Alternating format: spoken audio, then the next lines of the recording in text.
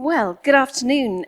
My name is Becky Metcalf, and on behalf of Design Centre Chelsea Harbour, a very warm welcome to our Conversations in Design session. We are absolutely thrilled that this is a physical session and we're all together in real life. Now, these sessions are dialogues. They encourage creative thinking and keep our community engaged and inspired. And today we're going to talk about hospitality. The hospitality industry is evolving, and hoteliers and hotel designers are making plans for the future. And we are getting the inside track today from a panel of experts. Grace Leo, Hamish Brown, and Marie Solomon are all here, are taking time out of their very busy schedule. Who better to speak to them? Who better? Well, Jan is here, Editorial Director of Hospitality Interiors. I think we need to give them all a very big welcome. Thank you.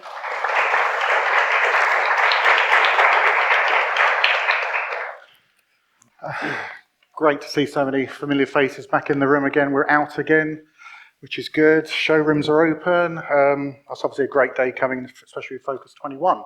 A bit about me very quickly. Hospitality Interiors is my publication. I'm editorial director. I get to interview designers. I think I do have the best job in the world. I get to stay at all of their hotels which they design, and then I give them a bit of feedback if I like it or not, which is great. And also have launched a leadership conference called Hospitality Leadership and Design Conference as well, which is a global event. Thank you, panel, first of all, for stepping in and doing this for me. I'm going to ask them all to introduce themselves, a bit more about them. So, Grace? Yes, good afternoon, everyone. And it is nice to see real people again and not be on a virtual call. I have been in hotel development all my career, and it's spanned a few years. I won't tell you how long. But I have been consultant to investors, hotel investors, whether they're institutional or high net worth individuals. I've been hotel operator as well, and hotel owner as well. And some of the hotels that I've done date back to, the first one actually was the Montalembert in Paris, which dates back to 30 years almost, and where I hired an unknown interior designer by the name of Christian Liègre, and that kind of basically launched his career. But since then, I've done quite a few, which have spanned Europe, Paris, London, all sorts of different places in the Caribbean as well, and Asia as well. So more recently, which is why I think Khan asked me to come, is that I've devoted my attention to England, to the UK, during COVID times, and started a company which is called the Relay Retreats. And why Relay? Because the first one that I'll tell you a little bit more about later it's a coaching in. It's a 500-year-old coaching in. And so that's really the reason we've called it that, for the conceptual reasons. Hamish? Hi, I'm Hamish Brown, partner of 1508 London. We're an interior design and architecture studio based in London. We have offices in Singapore, Hong Kong, Miami, and Dubai, and we specialise in residential and more recently hotel design. So over the last 3 years, we've expanded our hospitality remit and F&B remit, and we've now got over 8 hospitality projects around the world. So, yep. So not a small company. And then Marie. Hello, everyone. Thank you so much for coming. My name is Marie Solomon. I'm the founder and creative director of Bergman Design House. We design hospitality, hotels, and residential. And a year ago, we started Njord by Bergman, which designs super yacht. Thank you. So, well, let's get into it. We've got to touch on COVID. Okay, I ain't going to spend too long on it, but we have to do a couple of questions on COVID. Okay, so Marie, start with you first. Difficult time in the hospitality industry. What do you think the industry's biggest challenges post-COVID will be? I think I'm an optimist person. Okay. And I think, yes, when COVID came and started, everyone was worried, especially us. And I think now seeing it is not challenges rather than a catalyst and embracing the change to a better way. So when you look at hotels prior to COVID, it was almost every hotel almost looked the same regardless of the style. Now, after COVID, the experiences are different, the service, the budget, and it's almost taking the step further how we can change the hospitality to a better space. So for me, I see it as very positive change, and we are embracing the change. Okay. Hamish? I think similar. I'm an optimist. I think obviously the kind of, there are some obvious things about cleanliness, how we use faucets in the bathrooms and things like that, and about how the staffing in terms of how people wipe things down, things like that. I think urban hotels are probably going to have the biggest impact because of the proximity of the amount of people.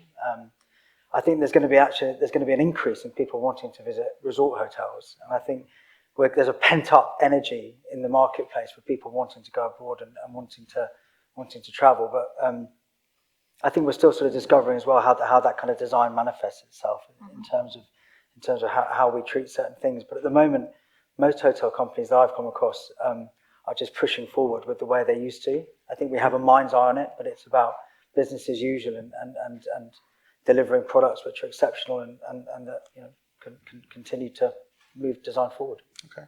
Grace, as an owner, have your owner's hat on? Yes, it's been a challenging year, obviously, going through a dark period where there was very little visibility. I think for me, most impactful was the fact that, we had to be very nimble. We had to challenge ourselves in terms of, how are we going to get this renovation done, and under these circumstances, which are very difficult. And so when it came to procurement, which is something which is of interest to our audience, I had to take a decision in November last year to change all my procurement from Europe side to the UK side. I mean, literally in November, I just said, stop. We're going to just go and get everything from, sort of UK-based suppliers. Now, most of the products were not made in the UK anyway, but there's someone out there who is going to take responsibility of getting those products to me on time, on budget, and, because I just had visions of these trucks and lorries all staggered, on the verge of crossing over, and here's my FF&E, one of those lorries. So I think that was really, for me, the biggest challenge, to having to navigate under those circumstances. Okay. I mean, from talking to hoteliers as well as brands, it's a fact for you. There's 832 vacancies just in W1 for hotel staff. So there's properties out there like your Jumeirah Carlton Tower. Someone's designed that here. Got Lasvit as well in the room as well. We supplied it, but they're running at 22% occupancy, and that's all the rooms are ready, but they just do not have staff to work, housekeeping, F&B. If all of a sudden they were at 100% occupancy, they just couldn't cope. So that's a really big push. Obviously, it's not design on that side of it, but it is a big push on that side. Grace, shorter term impact on COVID. You've now opened. When did you open? The 9th of August. Right. Okay. So you just opened. Wow. Okay. So how is that for you on the shorter term? Leading up to Christmas. Yeah, I think that you've just mentioned the most difficult thing for us is really getting staff. Getting professional staff. So we've had to hire people that are university students that are available in the summer, and then we try to train them. But I have the impression that you tell them with one ear, and then the other one goes out. It's very frustrating. And so I think the staffing is exactly what you've described. For the restaurant, we've decided to collaborate with Mosselmans, the club here. And again, even they're having difficulty. And they're saying to me as the owner of a hotel where I'm trying finally to get some returns on investment, say, well, Grace, let's be very realistic. You're going to have to close the restaurant Sunday night, Monday, Tuesday. So, for me, it was like almost we're going in there defeated to start, and it really was terrible. But you know what? We're just, and then hopefully there will be more that the government might release some of those conditions so that we can go back to working a little bit more normally. Yeah. I mean, the Pan Pacific Hotel only opened a couple of weeks ago. over at Liverpool Street, over that side, and their recruitment process was amazing, and head of recruitment is sort of like getting an accolade at the hotel because they've managed to fill all the positions, but they have paid the money. They have increased salaries, which is a bit of a problem, because everybody else has to increase salary to bring the people across. But okay, let's move on to some design questions. Hamish, with social media, especially Instagram, becoming an increasingly important marketing tool for hotels, what are your thoughts on this? And do you take this into account when designing spaces? I know you're not a big Instagrammer. We are as a business. As a business, of course. It's a massive point. It's a massive point, and it's a real talking point in all our design workshops with our clients, and they always, where's the Instagram moment? But to be honest, we've always thought about that as designers. We've always kind of thought about the journey through the hotel, and where you start that first vision, and then each moment you migrate through the hotel or your journey through. You have to have little moments which remind you where you are in the hotel. It can't all look the same. Unlike residential projects where there has to be a much more harmonious design throughout, there are celebration moments throughout different points, whether in the restaurant or in an entrance lobby. I mean, for instance, in Jumeirah Carlton Towers, we worked with Lasfit to design a beautiful chandelier, which is based around the gardens outside, and this, it started life as this kind of moving thing, and it slowly got value engineered down, but it's still absolutely beautiful. Six times I was told. So it was reached. But then we're also working on this amazing resort in Amala in Saudi Arabia, where that entrance sequence is incredibly important, and there's an incredible bay outside which you can see the Red Sea, and as you kind of walk in, your viewpoint opens out, and there's a sunken fire pit. And we've actually placed that fire pit there so people can sit with their back to the view, which would you think is an odd thing as you enter a hotel. You'd want the guests to see but actually the first thing they do is sit down and have their photo taken with the view behind them. So that's a kind of perfect example of how those Instagram moments are incredibly important. Okay. Marie, same question to you. I love Instagram. I think my husband here has a problem with it. I think, as Hamish said, even before Instagram, you think about it. It's not just the picture, it's how you want the guest to feel. This is why we are designer, right? So you think like, okay, this is the lobby. This is almost like home sweet home. This is your new hotel or new apartment for the next week or a year. And then you have the bar, and then you want to party and celebrate and laugh and get drunk. And then you go to your room, and then you have this brilliant sofa with the throw and the fireplace, and this is the experience. So it's not just Instagram, it's almost like putting yourself through that journey, almost like a relationship, Like you have to see it through, like, what do I want to see? What is next? What will happen? Etc. And that is the story unfold. It's the experiences. It keeps you interesting as well. And each area of the hotel, you will find yourself celebrating and taking images and building or creating memories for you and your family, or with a friend in a very total different way. That comes with colors, the mood of the light, what you will wear next, because what you will wear in the bistro is not what you're gonna wear in the bar at night. So you create different experiences, different photos through your stay in the hotel. This is how we see Instagram. But our owners asking you, are they saying to you when you're working on a project, we want that? Are you finding that from the owners, or are you just going, listen, this is what you need? It depends on the project. Okay. So it depends massively on the project and the style of the hotel. So if you're working with St. Regis or Four Seasons, they will never say the word Instagram at all. It's a very luxurious brand. If you're working with a boutique lifestyle hotel, this is when you get asked, like, we want people to celebrate the space. We want to create that journey. So the more you listen and the more you have fun designing, this is what builds your Instagram, not to feel pushed as well. Because if you design just for Instagram, then we are decorators. We're not. You design experiences that will photograph differently. So, Grace, your property, have you thought about that? I think we're very much in this era where everything is instant, and you do have to communicate constantly, rather than just the design aspects. Obviously, as an operations, you have to communicate really the life, the heartbeat of the hotel, and what type of services we're offering, and who has been there, and sort of different aspects of what's going on in the hotel. And I think it's a very good tool if you know how to use it well. Yeah, no, I totally agree. I totally agree. I mean, the Jumeirah can't tell. We were talking about the lobby on the Lasvit. I was there a couple of weekends ago. I took that picture, put it up on Instagram, had quite a lot of likes on that. But there are also some hotels, if you go out to the Maldives, you're checking in, the butler will come and say, just so you know, do you do Instagram? And I'm like, yeah. And it's like, this is the shot where you've got to take it from. I'm like, really? And it's like, you could tell that, you know, because obviously they think about marketing. They just think if you get, you know, every guest taking that same shot, when Burj Al Arab is a perfect example, everyone is on the beach or standing there looking at everyone, one after the other, having their shot with the hotel behind. Who needs a PR firm? I don't know. So, Grace, question for you. How important is interior design within your properties? Because you've come from a design background. Did the relay need to be? Did you think about design? It was a key element for this property?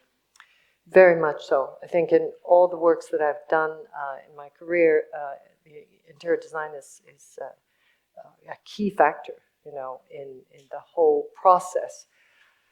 Generally, I get involved with hotels that have they're tired or they're in need for capital expenditure or they're a conversion. So I generally start off with a vision, you know, and a script of what it's going to become.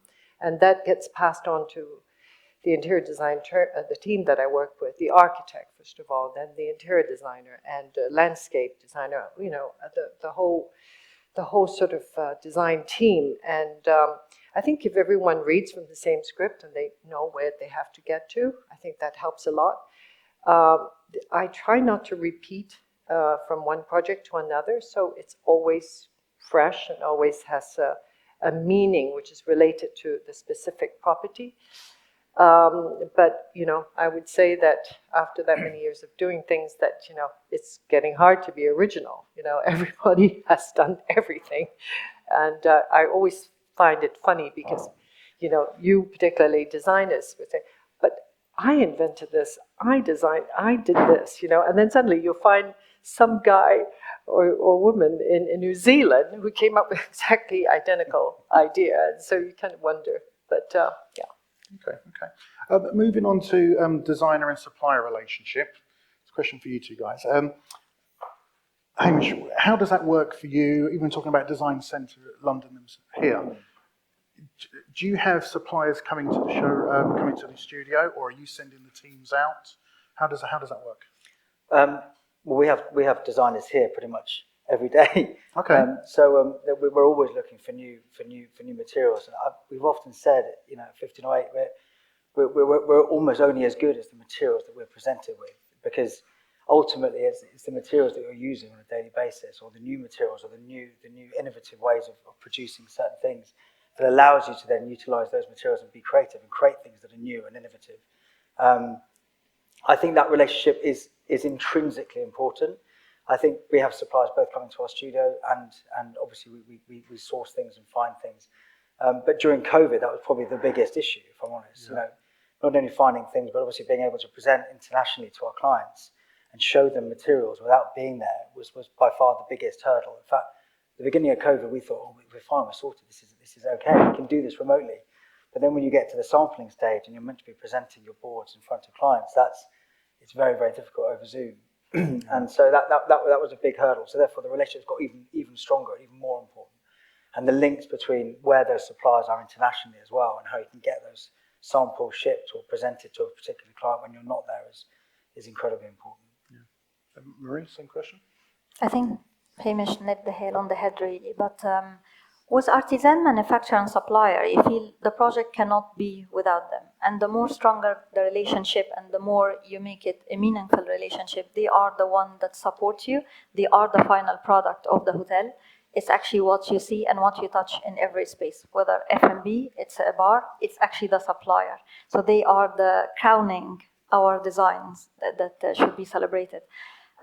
With COVID, one of the challenges that we couldn't bring anything from Europe, and we started really being connected with our artisan from the UK, which is extremely sustainable, and maybe we can discuss sustainability on that terms.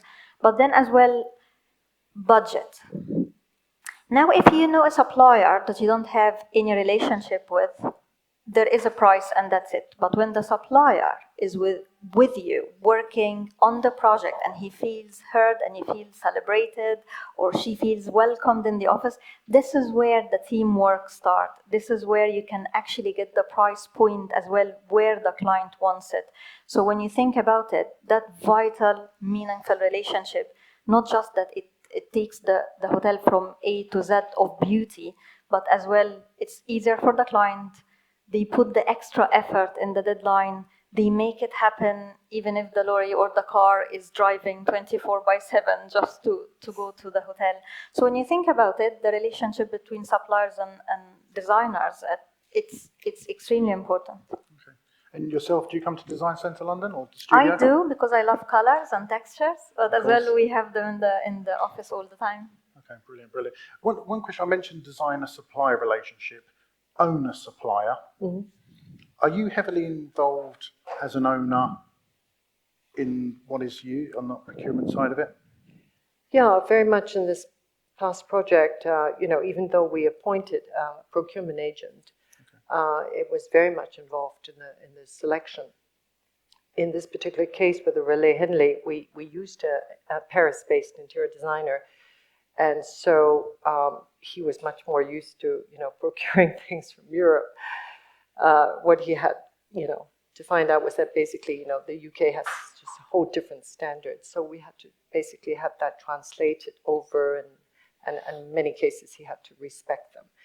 So and I think it's, for me as an owner, it's about the quality. It's obviously the aesthetics, but it's the quality, and it's how easily it is to be able to have the products that we've chosen. And as you pointed out earlier, it's that that relationship is an important one. If there were defects when we found and we received things, a good provider, a good supplier would come back and say, okay, I'm going to fix that for you, etc. I think that's so important. Okay. Obviously, we deal in luxury. That's what we guys. Well, let's talk about sustainability then. So, Marie, question to you is: how can designers overcome perceptions that sustainability is a trade-off? I think we just need to change our mindset. Like, sustainability is cool. There is nothing wrong about it. It doesn't mean ugly. It doesn't mean boring. It's how you see things. But honestly, like, if you think about it, people, sustainable, boring. No. Villa Copenhagen, one of the best hotels that we absolutely love, and it's fully sustainable. Sustainability comes in different forms as well. The fact that if the project, let's say, is a new case, such as the other house hotel, which now we are doing, everyone on the project is a UK artisan. That is sustainable. That is less shipping, less air freight, less many things. So that is sustainable. What are the materials? If we want tweed, get it from Scotland. I don't know your market. I think actually it's a celebration of knowledge as well, and having fun with how raw we can bring things from here. If we are designing in Saudi, use the sculptures from Saudi Arabia. At the moment we're doing 15 restaurants in Saudi Arabia, in Riyadh and Jeddah, and we are using all the art from artisan from Saudi Arabia or the Middle East. So when you think that it's fun, your mindset change and you start celebrating everything. Just embrace the word sustainable. Think more out of the box then, really. Just think about cutting costs in certain areas. And it helps the budget. So it's not just sustainability, it's better for the client pocket. So win-win. Yeah, it's a funny one because a lot of owners who I know on the luxury side, when you say sustainability, they don't want to know on that side of it because they think sustainability can't be luxurious.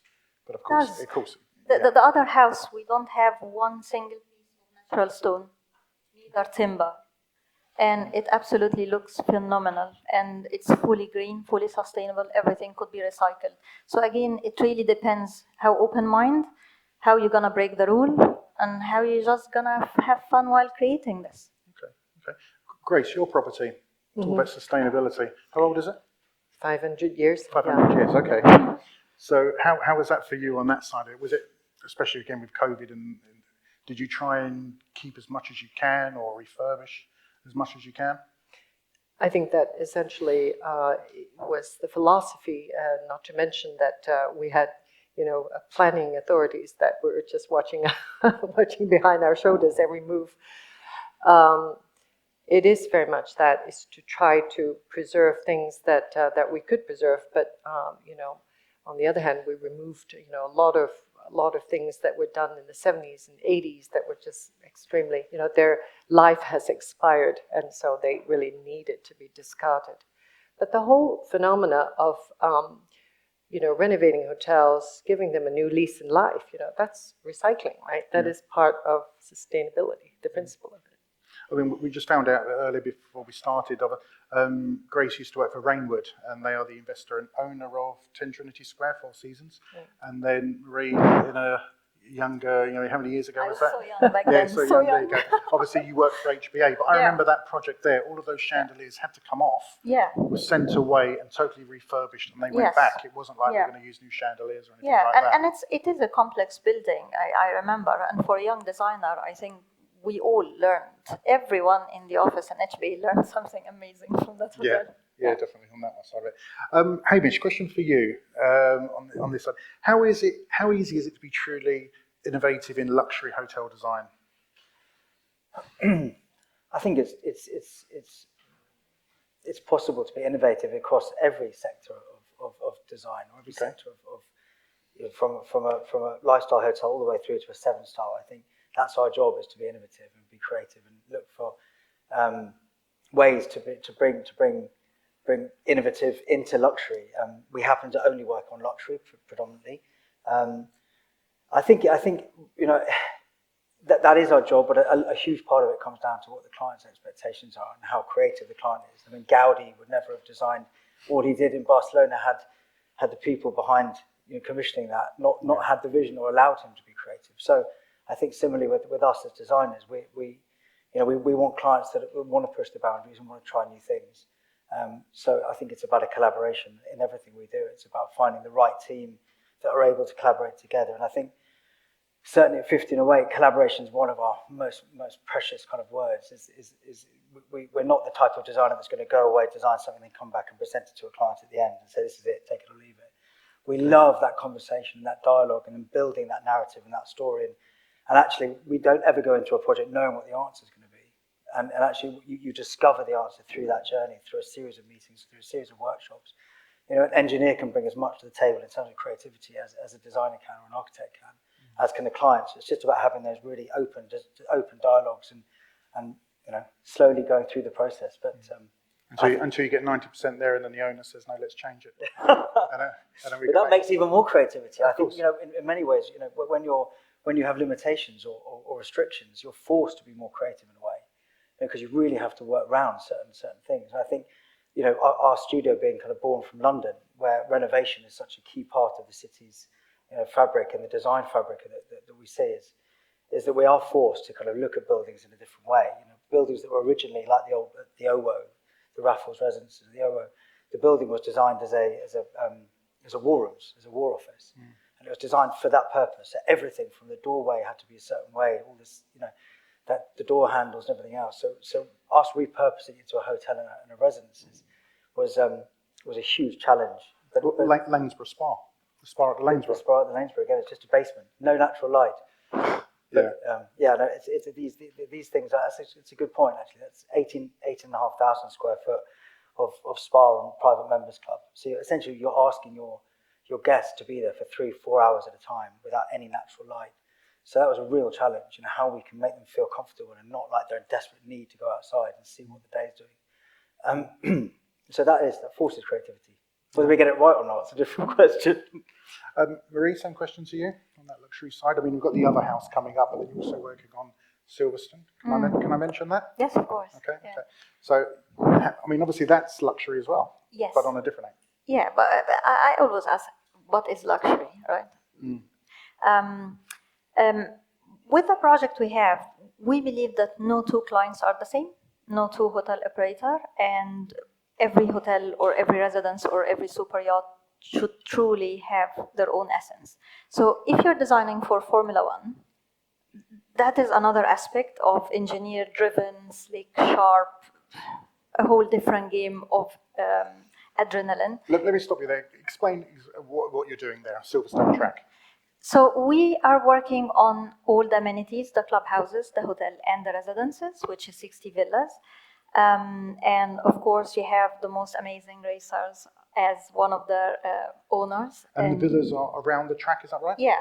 So there is around the track and around the countryside, as we call it, which is a phenomenal project to be on.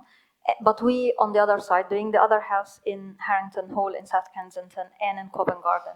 And you feel like, okay, so you have Silverstone, Formula One, and then you have the other house in Covent Garden or in South Kensington.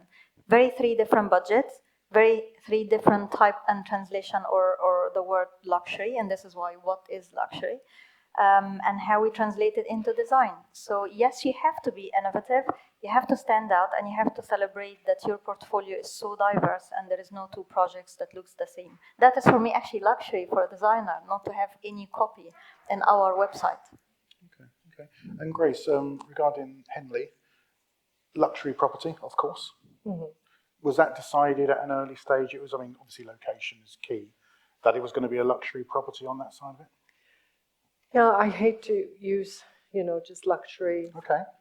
Because I think I would describe that hotel more as a lifestyle, upscale lifestyle hotel. What that means, it's up to you to interpret. But basically, it's a product that reflects its environment, etc. And I think, more and more people seem to, they want to go to places really more for an experience. It's not just about,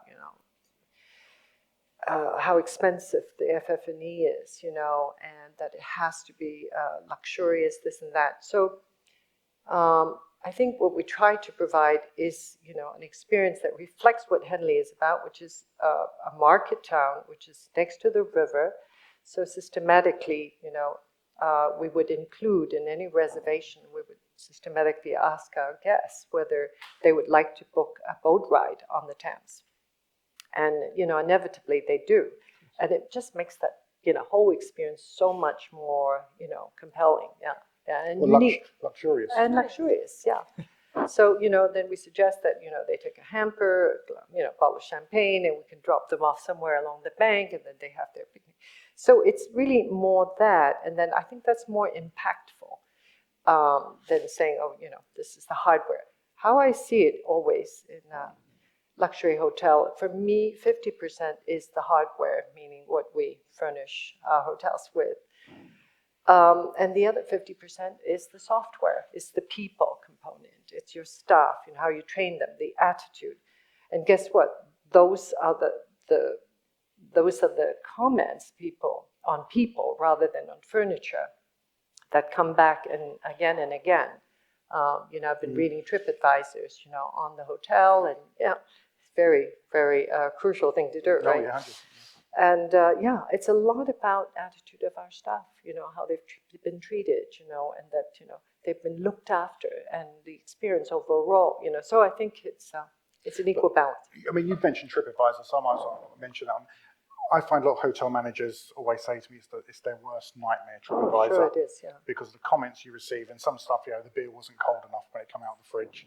And it's like, come on, you don't really need to be putting that on there. But are you someone who's on concentrating at your hotel team, they're looking at TripAdvisor all the time? Yeah, I think we have no choice. Okay. I think that it is a menace. It's almost, but if it's not filtered, I think it's a very negative thing at the end. It's meant to give the consumer a right to express themselves. That's fine. But then, what about us? We're trying our best. We've invested a lot of money into, hotels or restaurants or whatever. And then to have somebody just trash it because they had a bad day, which they do, or to insult you personally on those reviews is very heartbreaking. I've been told that people check in and say straight away, can I get an upgrade? And when they say no, and they say, okay, but you do know I write for TripAdvisor. And then, of course, the hotel staff are then having to call the manager, and it's got to be dealt with, which is not obviously. How many people are TripAdvisor reviewers here? Do a lot of people use TripAdvisor? Yeah, okay, 2. Okay, not that many. Okay. Hamish, question for you. Is there anything exciting you're working on which you can tell us about? I know you touched on OWO, but let's move into a bit more. What else? What are you doing?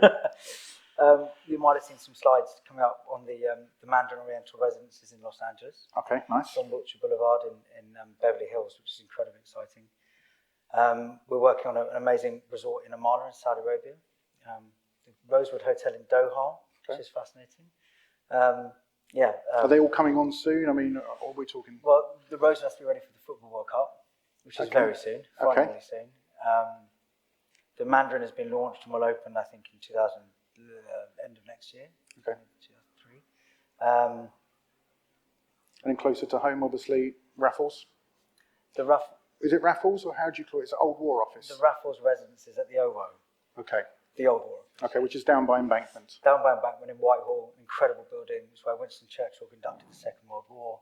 You know, there's a James Bond sort of 007 spies entrance. There's all sorts of incredible bits of history in the building. It's just a tapestry of unbelievableness from a design perspective. It's just the most sumptuous thing to get your teeth into, because everything has a meaning. You know, the door as you enter the building is small deliberately to make Great Britain feel grand and imposing. So there's all of these incredible things which we have to then use and interpret and repurpose so that they fit what it needs to be today and what the purpose is of it today. And are you, obviously Thierry's working on the hotel side of it, so are you working, how's that, the relationship? Collaboration. The relationship. Yeah, it's fine. I think, you know, we both had our elements to work on, and I think in this particular instance, Thierry Dupont is an incredible designer and is doing his bit. He works out of New York. So his team have been kind of busy working on that. We had several meetings kind of at a key juncture in the project where we presented our wares, he presented his, and we talked about how we could make sure that there was a DNA or a thread that ran through the whole development, so it didn't feel like two disparate parts of the same building. But there's got to be some competition between you, though, of course, because obviously you're going to want a residential. There's no competition at all. No, of course not. Should have had the whole project. You might think there is. Yeah. No, I'm joking. There is. I mean, I think we're designing different bits. What was very interesting is that when we sat down and presented our work to each other, you know, there was a lot of similarities. I think that's because we both responded to the building, and we both responded to the fact that it was in London, it was in Whitehall. It was kind of what does Whitehall mean for this type of development? First Raffles in London. So we kind of the inputs at the beginning of the project were the same, and so our responses, you know, there was a very obvious kind of DNA and a thread that ran through, which was ultimately what we were given in the first instance, which was the building, and it was our job to just sort of paint on top of that, or to work within that. So, and when do you hope opening? I honestly can't tell you the answer to that. I mean, genuinely, I can't tell you the answer to that. Okay. Not so okay. But it's being launched. It's on Instagram. Yeah, of course. It's very, very exciting. Watch this space. Okay. Marie, for you, you mentioned Harrington Hall. Yeah, many exciting things. So we have the other house. So now the name for the hotel is the other house, which is your house while you are in town. It could be rent from 1 night to 1 year, which I love the concept, because suddenly hotels are changing as well to be actually your home for a long period. But on the design side, that must be quite tricky then, because a design for a 2-night stay in a hotel. Totally different, and that was a challenge, yes. Yeah. Okay. So when we designed the whole hotel, first of all, it's a lifestyle, it's on budget, it has to look like the Rosewood 5-star. Wow, okay. And you have to be authentically British. Actually, I'm the only one that is a foreign on the project. Okay.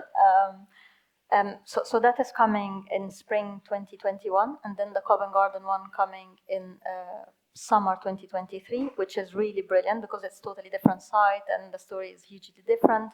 Silverstone is 2023. Okay. And then we are launching as well the first super yacht that will be the first floating private member club ever. So that is super exciting. We're going tomorrow to see it. To Monaco tomorrow? To Monaco. Nice. So many exciting. We won a couple of lofts in New York as well, which we love, the fun lifestyle project. So it's exciting. And the residential side in Middle East as well? That is huge for us. Because we have an office in Saudi, so we are now doing few palaces in Qatar and in Saudi. Between the smallest is 25,000 square foot, the biggest to date it's 11.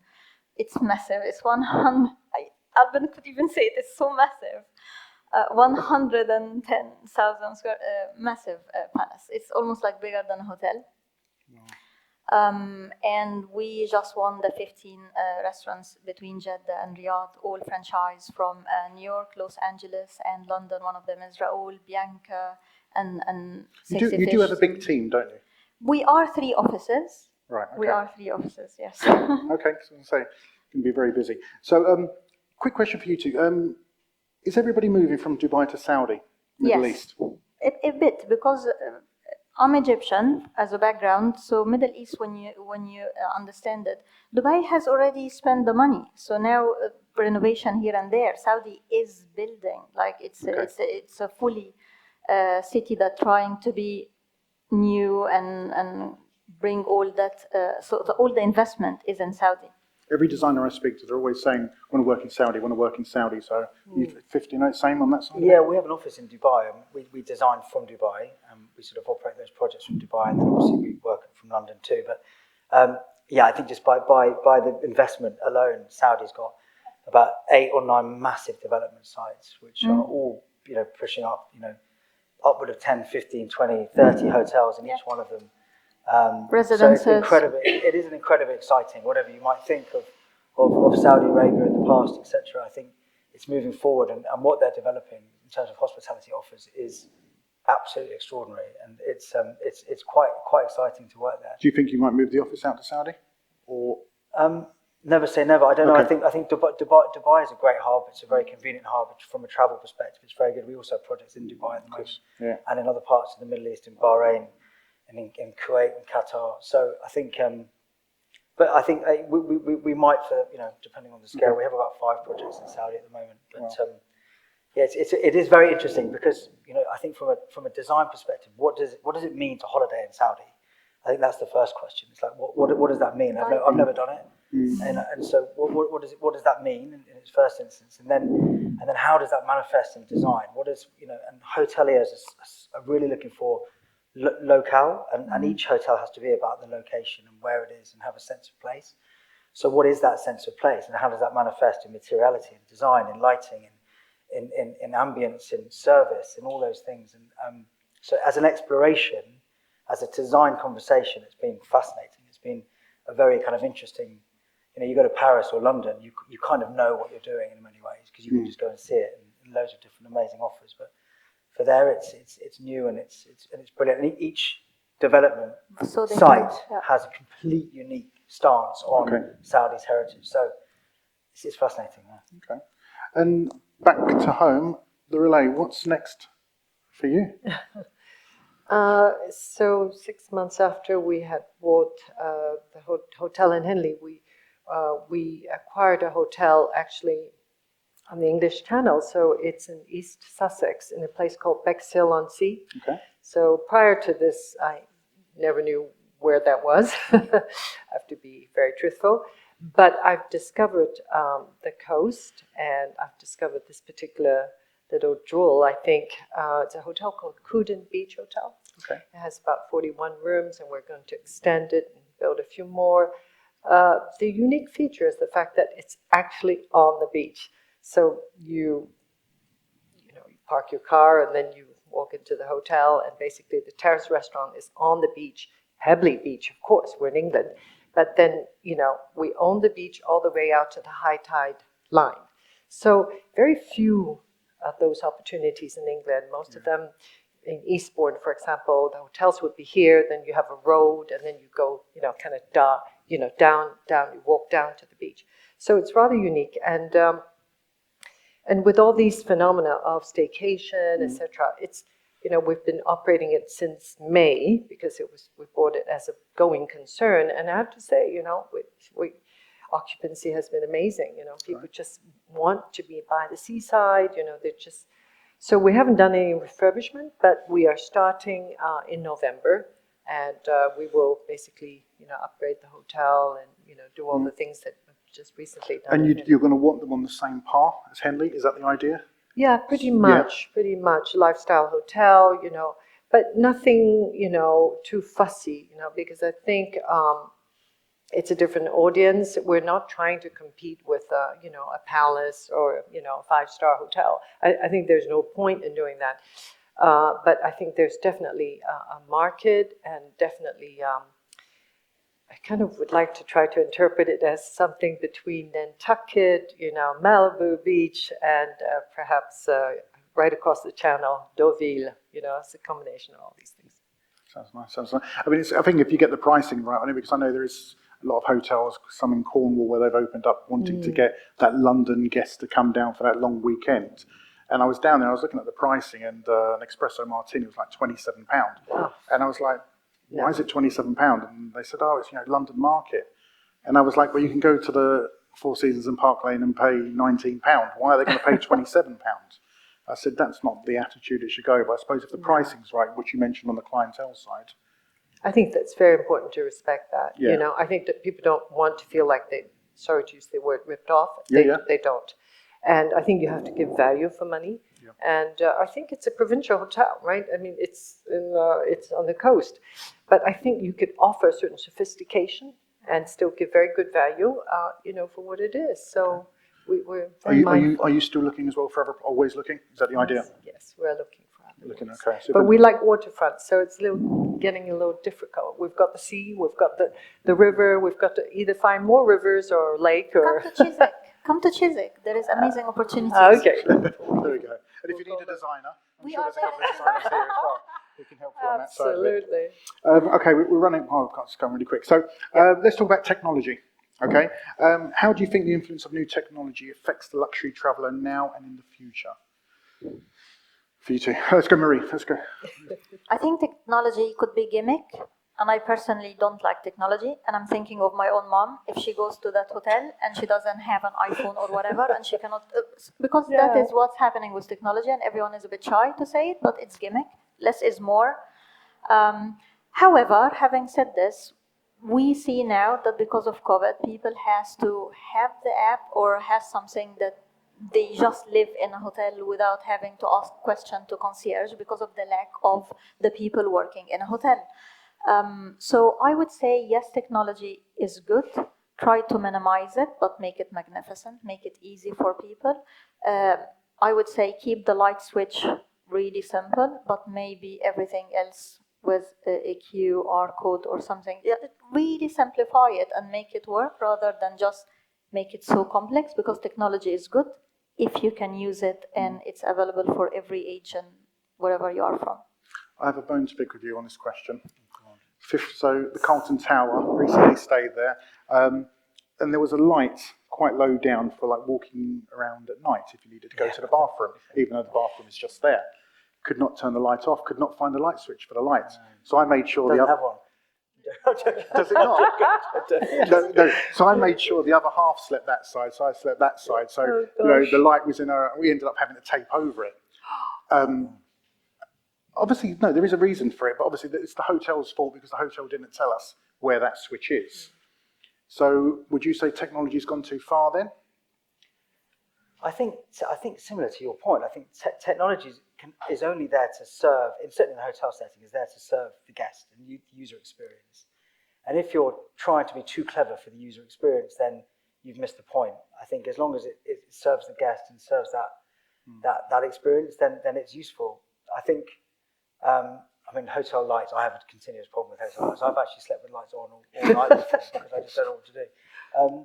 But in terms of technology, I've always had a real phobia of check-in. I just don't like the idea that when you're going to a luxurious hotel and you're spending lots of money, that you have to go and almost do business before you've even got a chance to experience the place you've arrived at. So I think where we'll see technology, certainly in Jumeirah, the reception's off to the side, and where we can hopefully see the check-in experience. Yeah, they take you up. They move you up. Straight up, and that's all dealt with, and therefore you don't have that sort of.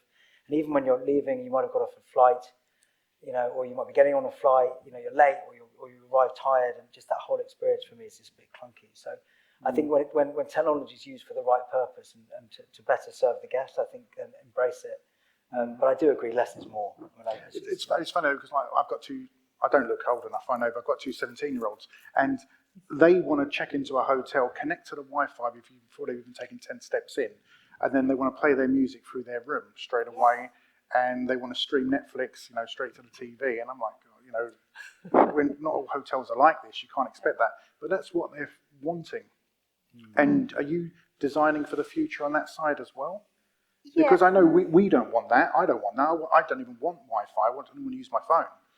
but We have two clients. One of them is a Swedish group, and they said omit the TV fully from the room because we want people actually to connect in the bedroom, which I find fabulous. And another client wants everything on the app for the young. It's a lifestyle hotel. You need to understand who is your guest, who is the avatar, who is the client. She's targeting very wealthy kids in uni that will be here in London. So everyone has to, like Soho House, when you go, it's automatically you're in on the Wi-Fi. So again, it's like home almost. So you have to understand what is the brand and who are you targeting. And if you are a luxury hotel such as St. Regis, Raffles, all those people, you might not need it actually that high because this is not who you're targeting. But if you are working on a Mondrian or a Treehouse or whatever, you have students, you have young adults that goes, and this is their lifestyle. Yeah. So you Okay. have to understand the brief. But you're not a fan of the robots serving drinks? I don't, no. Right. Okay, No, I'm not good. Grace, on your property, obviously being 500-year-old, technology, was that quite hard to adapt into that property? Low tech. Okay. We went low tech. Way more authentic. Keys. Yeah. Keys are good. You Keys know, are good. forget the cards, you know, and it looks better in the environment. So that's it. Okay. Moving on, question I was asked last month by a couple of hoteliers, and that was, if you had a limited budget to spend on design, what area would you focus on? Guest rooms, public spaces, Hamish, let's go to you on that one. I think the entrance. Okay. I think the reception experience. I think that defines your experience, and that defines the space you're staying.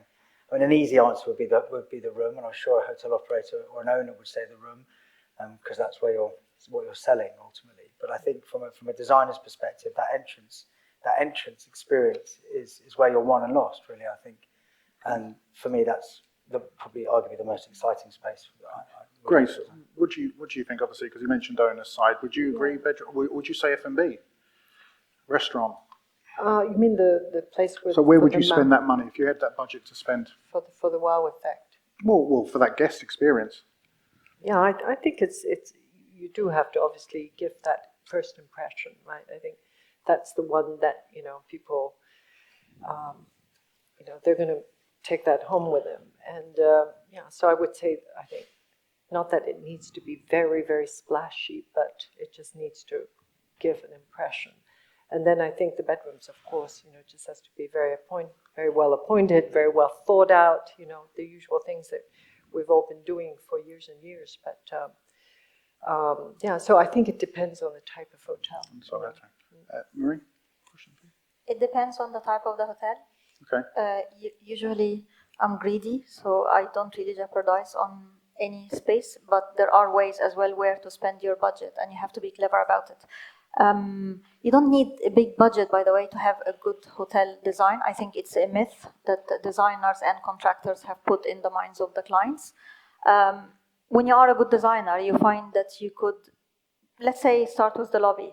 All you need is that impact that you want someone to walk and see something. That could be translated in a huge piece of art while all the light is dimmed, so you create a theatrical effect as if it's a play, or a massive installation from the ceiling, and then everything else is super dimmed that you cannot actually see. While you have to, but that is so true. It's not that you're hiding anything, but as well you don't want to, look at a woman. We will not put all over makeup. You will focus on one item of the face. Same as interiors. Pick one thing, make it dramatic, everything else is dimmed. Think about that stage. The light is on us, everything else on the side is dimmed. So there are clever ways where to spend the budget. The room or the apartment has to be good if it's a long stay. Therefore, why people as well, ask yourself, they go to the Airbnb? Because it gives that experience. Everyone now wants to go to Airbnb. Why? Because it's authentic, it's nonchalance, it's like wake up like an Italian, wake up like a Brit. And we want to bring that in a hotel. We need to understand the budget, where to spend the money. Now it depends. If you are a lifestyle, you will start actually focus on the F&B because that generates revenue. You have to ask the client, what are your expectations? Spa don't generate revenue unless you have cryo spa, which we started doing a lot. But F&B and bars generate revenue, so you need to make money for the client. So once you understand as well the business side, it's not just the design side. As a businesswoman, how you generate revenue, this is where you will know where to spend your budget and where does the money go. Perfect. I think we're out of time. We've got a couple of minutes left. Quick question. Where do you see hotel design in the future? Grace, you go on that one.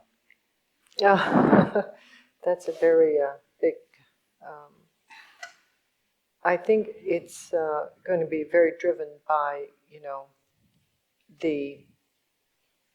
it's local. It's a consumer. yeah.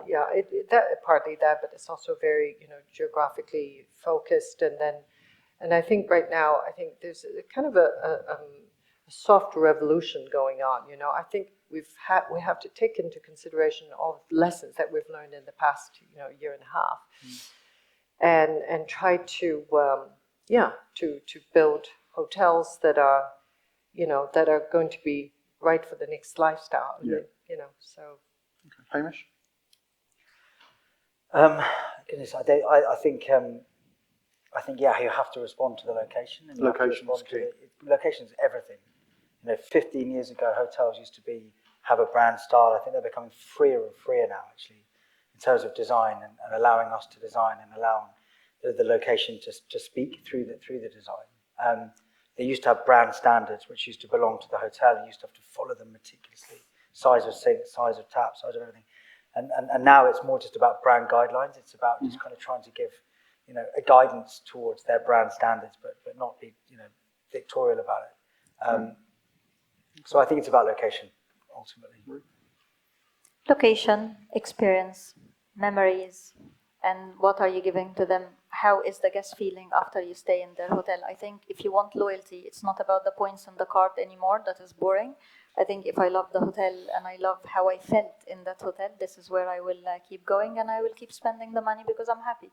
Okay, perfect. Okay. Guys, thank you very much for your time and thank you to my brilliant panel.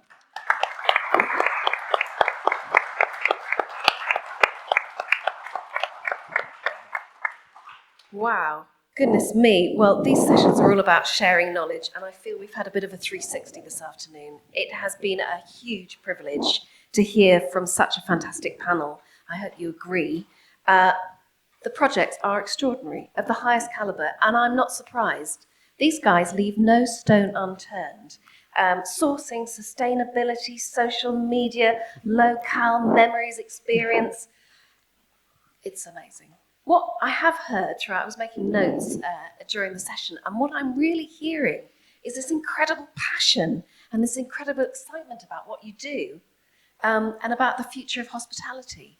I say watch this space. Thank you very much, our wonderful panel, and thank you, Jan, for leading the session so brilliantly. I think we need to give them a huge round of applause.